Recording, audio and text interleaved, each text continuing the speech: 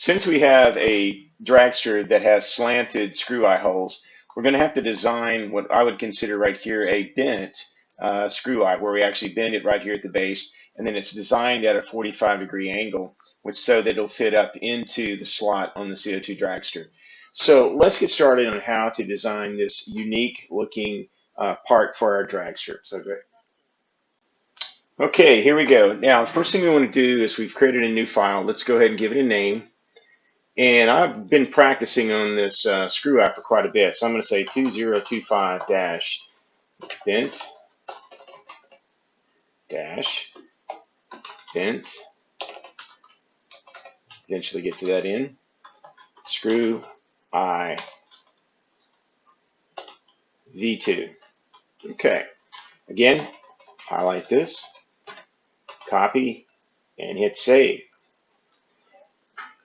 As soon as it's saved, we'll go ahead and we'll do a right mouse click, new component.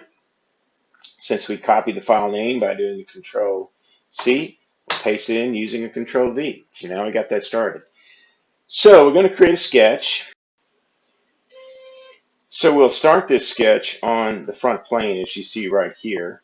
So it rotates itself around. I'm just going to place a quick circle in there, and I'll just go snap to the middle of this, pull out. I'll key in 5 millimeters, and that's it.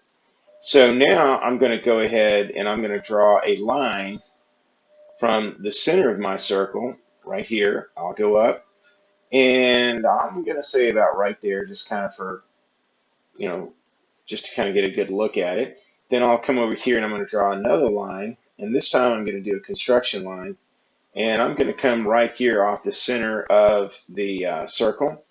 I'll come out to about, it's probably pretty good right there, 2.5. And I'll then go ahead and hit my trim command, and I will trim this section right there, and this here as well, and this. Now what I'm going to do is I'm going to put a dimension on this string right here. So instead of deleting it, I'll hit my dimension command, come off here to the left, and I'm going to probably say 1.5. So I put 1.5 in there. Then I'll hit my fillet command using my. Okay, now with the fillet command selected, I'm going to select this line here, and I'll select the arc right there, or the circle. And so that says 0.5 millimeter. That's pretty good for right now. Now, let's go ahead and put ourselves in a 3D orientation. We'll go ahead and escape out of that. Well, we'll go ahead and make sure we get that fillet command set in there right. Okay, so I hit that again, hit enter. Okay, now the fillet command is in there. Okay, now we're going to try to get this line where it shows we bent the screw eye. So I'm going to go ahead, I've got my place, go ahead and select place line. And I'm going to come over here and I'm going to snap to that one edge there. And I'm going to come off onto this like I'm ready to place my line.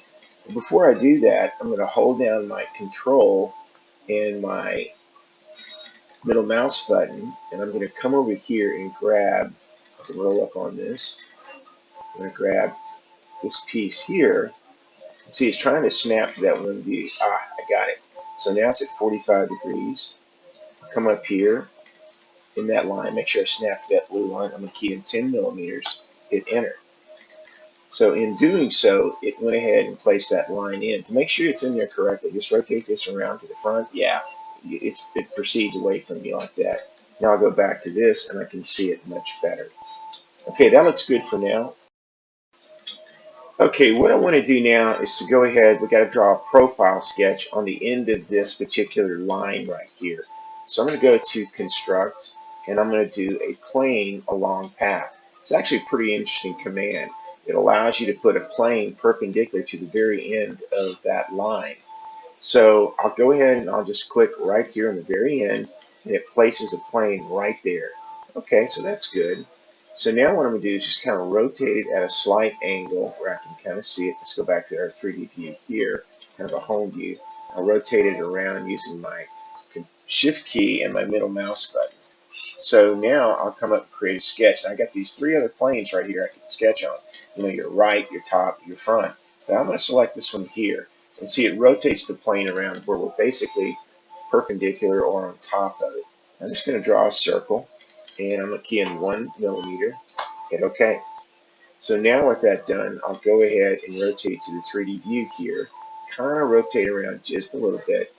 And now what I'm going to do is finish that sketch so I can do a sweep. The sweep is over here under the solid commands, and you can see right here where it says sweep. So we select the sweep, and it says find the profile sketch. So I'll roll up on this, and when it turns blue, I know I got the right sketch. Now I'll select my path, which is this guy right here. And it goes ahead and places in our our uh, our solid steel screw eye. So we'll go ahead and accept that.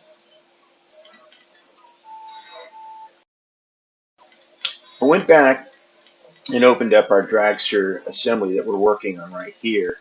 And I'm going to go ahead and rotate this up just a bit. And I took the eye screws out so I can show you how we place those. I left the eye screw drawing up here, or the model up here, so I could see it. And I wanted to know it's 2025 bent screw eye version 2 V2. Okay, so we'll come back over here to the dragster body. We'll come back over here to our parts folders, and I'll come up to right here so I can see my CO2 Dragster parts. This screw eye is kind of a complicated process, but it gives you a good handle as to how this actually works. So I went ahead and found that screw eye, this one right here, select it, and I'm going to drag it over and place it into the model file. Okay, so the assembly file here. So it's gone ahead and placed it in there. I'm going to roll out here so I can see it, and I'm going to rotate down. So it's kind of small actually. So if you zoom up on this and then rotate a little bit, you can kind of see it right here. So let's see if I can take the top of the cube and rotate it up. Yeah, that looks a lot better. So I'm going to push it down a little bit, and I'm going to pre-position it over here. I'm going to grab this command right there, slide it out so I can kind of see it, and I'm going to rotate around a little bit more so I can get this good angle on it. Yeah, there we go. I'll hit OK. And then now I'll hit my J key for creating a joint. And I'm going to just come up here and I'm going to select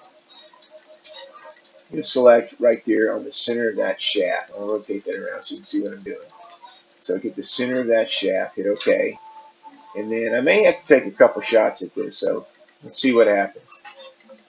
Place it in there. So it looks like it went in there okay. Let's collapse this window here so I can see it better. I'm going to go ahead and accept that. And now what I'm going to do is come over here to my analysis, turn my analysis on. And yeah, you can see right there where the screw eye went up into that shaft. That's what we're shooting for. Okay, that's good. So now what I'm going to do is go ahead and go back to more of the 3D view. And I'm going to come back up here again to my parts folders. Expand that out and get that second screw eye, which is this one right here. I'm going to drag it out and place it.